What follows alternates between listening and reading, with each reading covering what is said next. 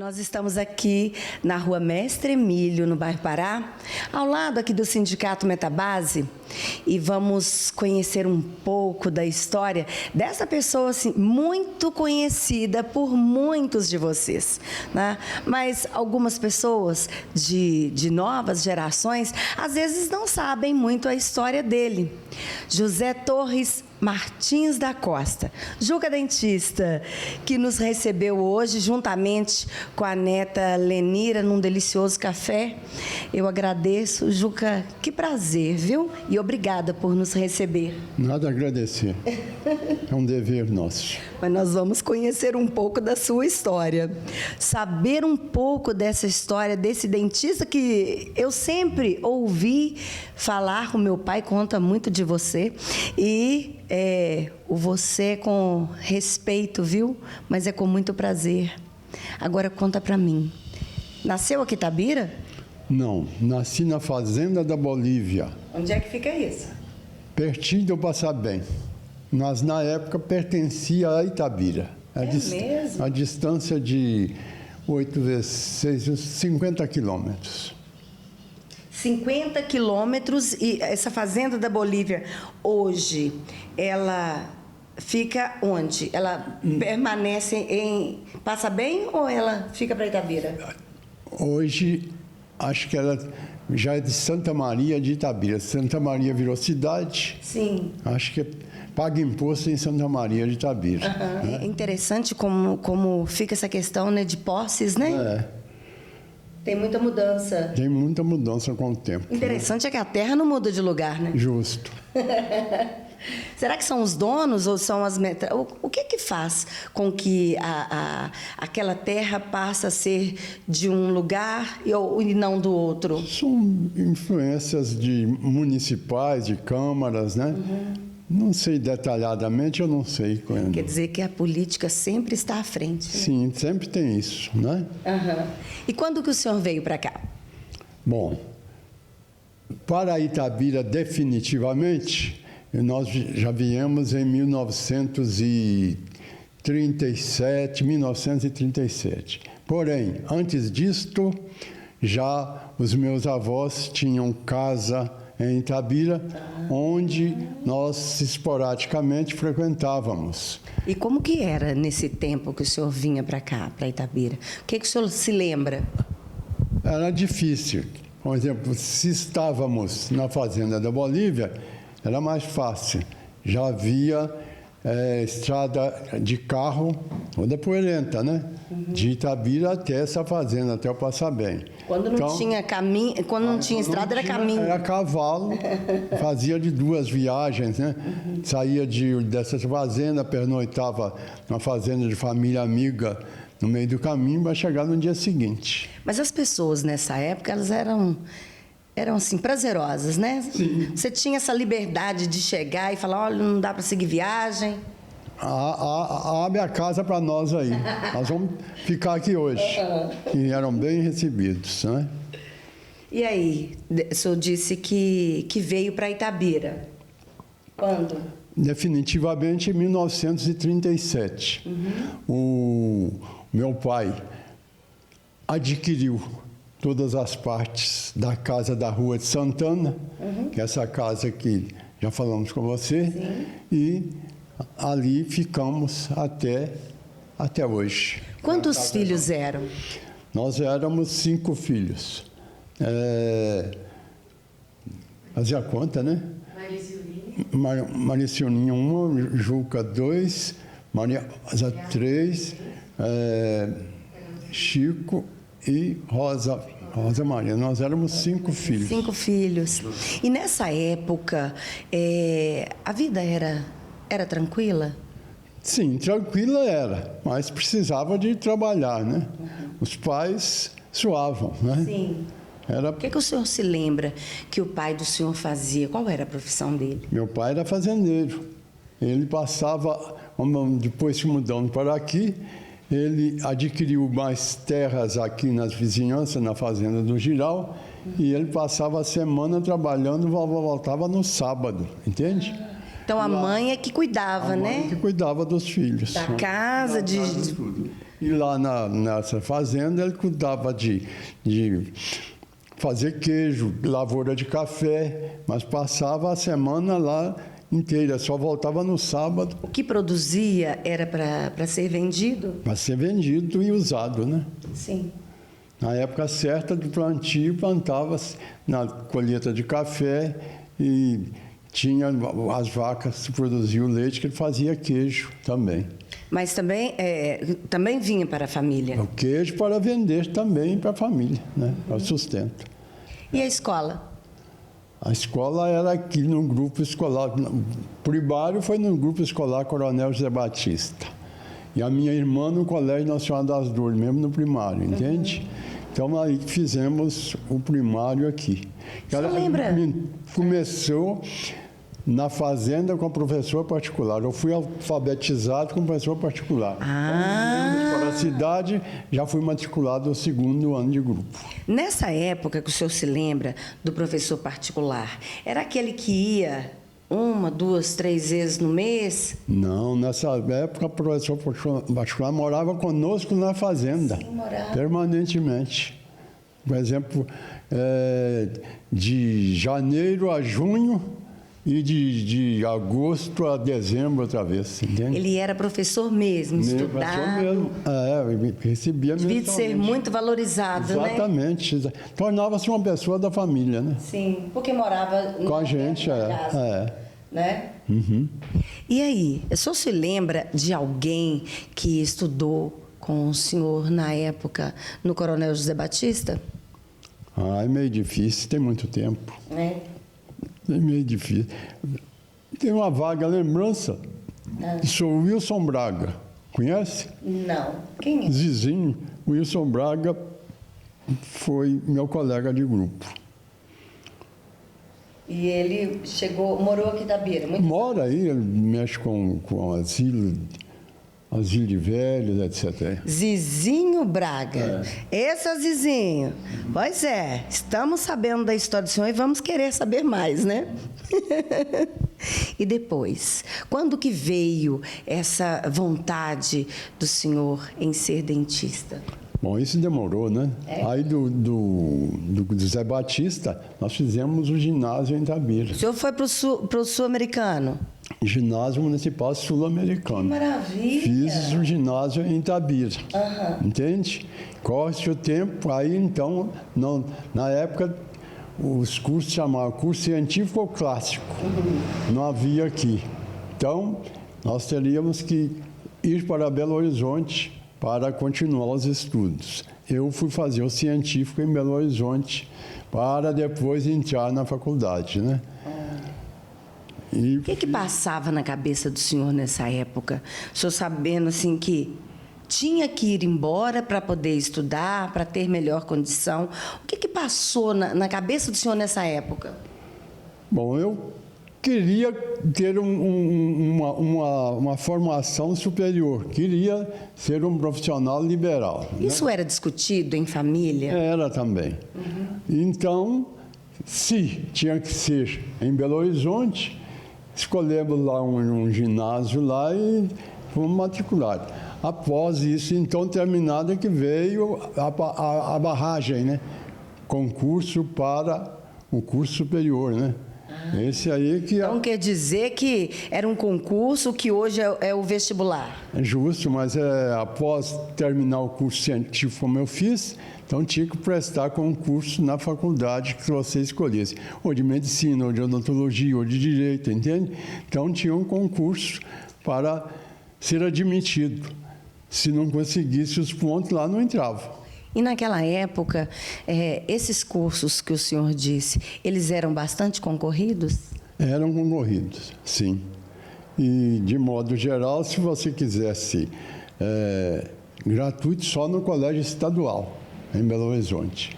Mas para você entrar no colégio estadual também, você teria que previamente fazer um concurso lá. Não entrava assim só pagando, não. Pois é, que hoje... Então, hoje, assim, se for olhar, a situação do estudante que busca se graduar está muito privilegiada. Muito melhor do que Porque antigamente. tem Enem, tem SISU, tem ProUni. Tem muito mais oportunidade. Verdade. A dificuldade na época nossa era grande, viu? Mas o senhor tinha parentes em Belo Horizonte? Parente tinha, mas nós residíamos em pensão. É porque, olha bem, longe da família, ter que estudar, né? Sim, Morar em pensão. morava em pensão. E com a mesada, né? Todo mês ia no banco. Contadinho, né? Contadinho, é. Porque não era uma vida fácil. Não, dureza. Para os pais também, né? Verdade. E quanto tempo o senhor levou para estudar? Bom, eu após o curso científico, a gente terminou o curso científico em dezembro. No ano seguinte, já tentei um vestibular e perdi. Então voltei para Itabira e fiquei estudando o ano inteiro sozinho. Ficou frustrado? Não. Não. Não, era natural isso. Sim. Ficamos o ano inteiro sozinho estudando. Quando foi na véspera do ano de 52, já fomos para Belo Horizonte nos preparar, porque o vestibular era em fevereiro de 52. Isso fizemos nesse fevereiro de 52 e logramos êxito. Então, comecei meu estudo de odontologia em 52. E por que o senhor escolheu? O não escolher a medicina é que eu já estava cansado de ficar longe de casa, essa coisa, medicina há 6 anos, mas de qualquer forma, quase que eu afirmo que se eu tivesse feito o vestibular para a medicina na época, eu passaria do mesmo jeito. Né? Daí, então, Foi confiante, né? e o primeiro detalhe, o detalhe que ocorreu é que, ao fazermos concurso para a odontologia, a cláusula que impuseram-nos é que aceitássemos um novo currículo da odontologia, que anteriormente era o de 3 anos e passava naquele ano para 4. O meu curso foi o de 4 anos de odontologia. E esse tempo permanece até os dias de hoje? Sim, a odontologia é feita em 4 anos. Tá, e por ter aumentado esse mais um ano dentro da grade curricular, isso foi necessário para quê? Melhorou muito, né? Muitas matérias foram mais aprofundadas, melhorou muito. Que legal. Os 4 anos eram bem melhores, né? Tá. E durante esse tempo que o senhor estudou, passou na cabeça do senhor alguma vez esse desejo de parar com tudo, de voltar para casa? Não, nunca teve esse desejo. Tinha saudade, mas segurava, né? Segurava, justo. E aí? Aí veio a graduação, formou, o que aconteceu depois? Formei em 1952, 53, em 1955. Em 1956, se não me engano, 11 de março, iniciei minhas atividades em Itabira com consultório particular.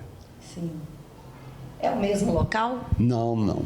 Onde era? O meu consultório particular era na Rua Tiradentes, anexo à farmácia Cardoso. A última porta da farmácia Cardoso. Ali fiquei vários anos. Posteriormente, o proprietário, que também havia começado na farmácia na mesma época, eu quero Plínio Cardoso, filho do farmacêutico antigo Olímpio Cardoso, precisou do cômodo, mas ele tinha um cômodo logo em frente, na casa, quase em frente. Eu passei para essa, que era da Rua Tiradentes 290. Ali permaneci até adquirirmos sala na Avenida João Pinheiro, naquele prédio Monte Carlo, onde tenho um consultório até hoje. Muito bem. Conjugado com meu filho Alexandre, que, modéstia às favas, é um grande cirurgião bucomaxilo. Pois é, ele já contou. Porque para quem não conhece, né?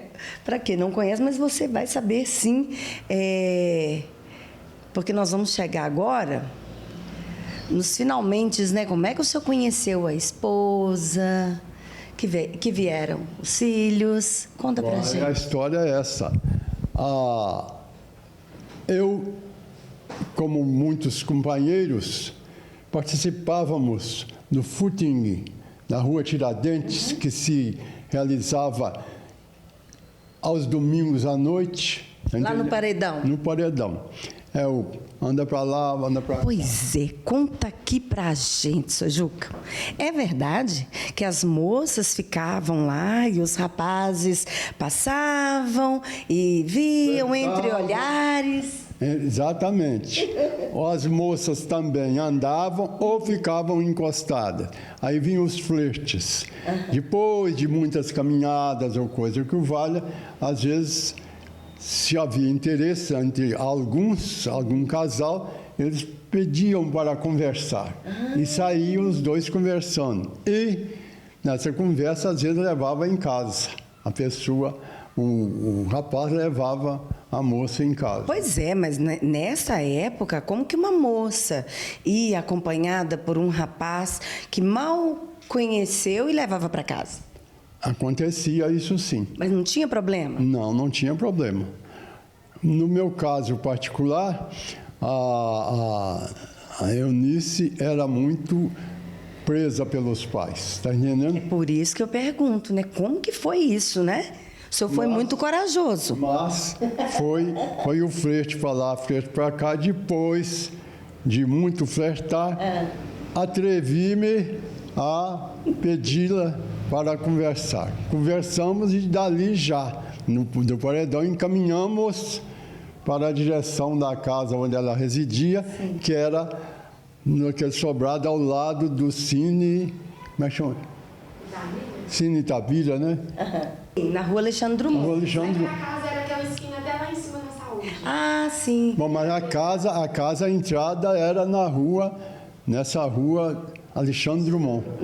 E da sacada da casa dela, a mãe, o pai, avistava se estava chegando ou não. Entende?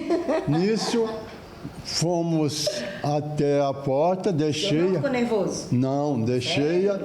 E assim iniciamos o nosso namoro. Posteriormente, outros encontros, já os pais determinaram que fosse na sala deles. Entendeu? Quanto tempo o senhor levou assim entre namoro, noivado e casamento? Alguns anos, né? Deixa eu fazer uma conta aqui. Eu passei os 51 que eu comecei. Mais 4, 5. Uns 8 anos. 8 anos. E o namoro entre vocês, era esse namoro assim muito vigiado? Não era muito vigiado porque nós já namorávamos na casa dos pais mesmo, né? Não... Mas era muito diferente do que os dias de hoje, né? Era bem diferente. Eu vou te afirmar para minha neta, a minha esposa casou virgem. Bem diferente. Bem diferente. Mas é com muito prazer que o senhor conta, né? Justamente. E aí? E o casamento? O casamento já foi realizado em Belo Horizonte, né? Ah, é? Porque os pais já tinham, nessa época, mudaram para Belo Horizonte. Peraí, eles mudaram antes do casamento para Belo Horizonte? Sim. E o senhor ficou aqui e ela foi para Belo Horizonte com os pais? Com os pais. E sim, eu, semanalmente, ia lá vê-la, né? Foi quando, então, fizemos o casamento em Belo Horizonte. E aí retornaram? Justo, depois do casamento... Já tinha o consultório particular? Já particular continuava, né? Nesse ínterim, eu arranjei e fui trabalhar também na Vale. Ah, muito bem. A Vale, ampliando o serviço dela, criou um posto de atendimento na Vila da Conceição. Ah, que legal. E eu fui seu dentista na Vila Conceição. Um dos primeiros? Eu fui o primeiro da Vila da Conceição. E lá o expediente era 4 horas e eu tinha 4 horas livre para o consultório. Intercalava, né? Justo. Perfeito. 4 horas para o consultório, 4 horas dedicado ao emprego. E quando o senhor casou, onde que o senhor morou? Nos primeiros meses, com meus pais. Depois, então, nós... Qual é a casa que foi aqui? Uma casa aqui na rua... Como é que chama essa aqui? Trajano Procópio. Uma casa aqui em frente. Ah, sim. Aqui, ó, do outro lado, né? Justamente aí. Ficamos aí alguns anos. Posteriormente, foi para essa casa aqui, que não era assim, essa eu já reformei toda, né? Para essa casa da Mestre Emílio. Se eu estava na Vale, a casa era da Vale, eles me arranjaram a casa. Ah, entendi. Entendeu? E aí vieram os filhos. Começaram a vir os filhos. O primeiro nasceu em 60. Quem é? José Torres Martins da Costa Júnior. Zé o quê? Da Filho de Zé Cebola? Cebola. Depois Alexandre de Faria Martins da Costa. Alexandre Banana. Banana. Depois Geraldo de Faria Martins da Costa. Filho de Zu. Mudou. Saiu, né, da situação do hortifruti. Obrigada. A única filha, Rosa Cristina Faria Martins da Costa. 4 filhos. 4 filhos, 3 filhos e uma filha. Pois é, e a família foi crescendo.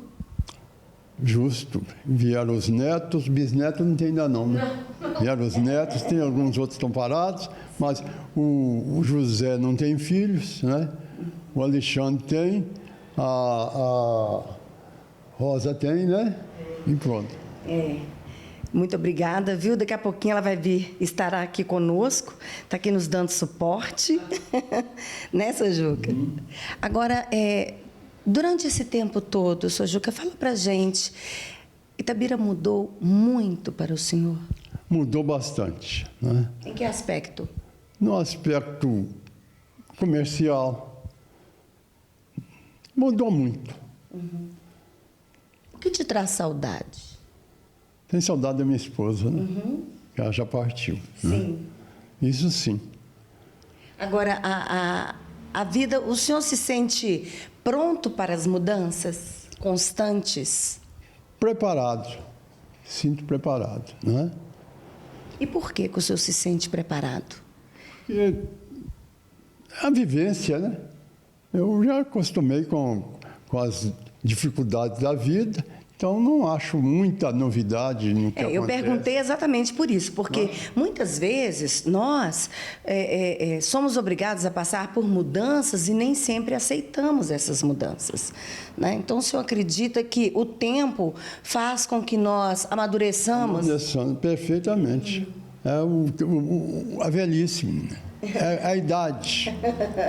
Eu acredito que é sabedoria. Não vamos dizer que seja sabedoria, boa vontade.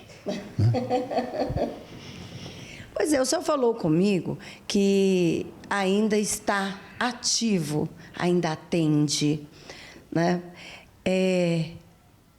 Isso é ter certeza daquilo que escolheu para a vida?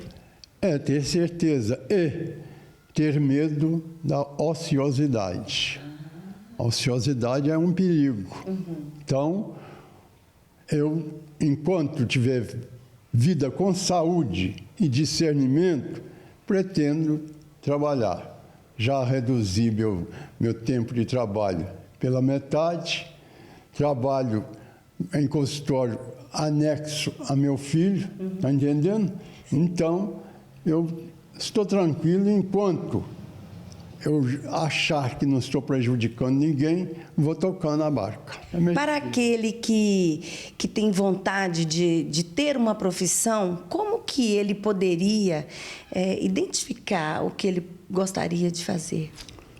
Ele tem que observar o que existe para fazer nessa profissão, para ver se ele consegue, se está de acordo com a capacidade dele, porque senão não dá nada certo, não.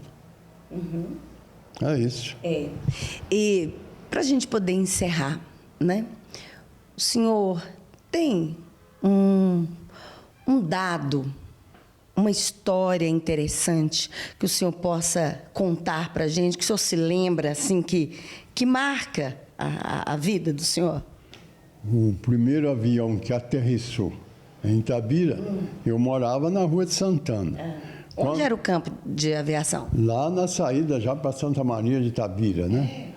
Então, nós saímos correndo da Rua de Santana até ao campo de aviação. Chegaram lá sem fôlego, né? Para alcançar, porque o avião primeiro contornou Itabira, fez uma voada aí ao redor para chegar e alcançar a aterrissagem desse avião.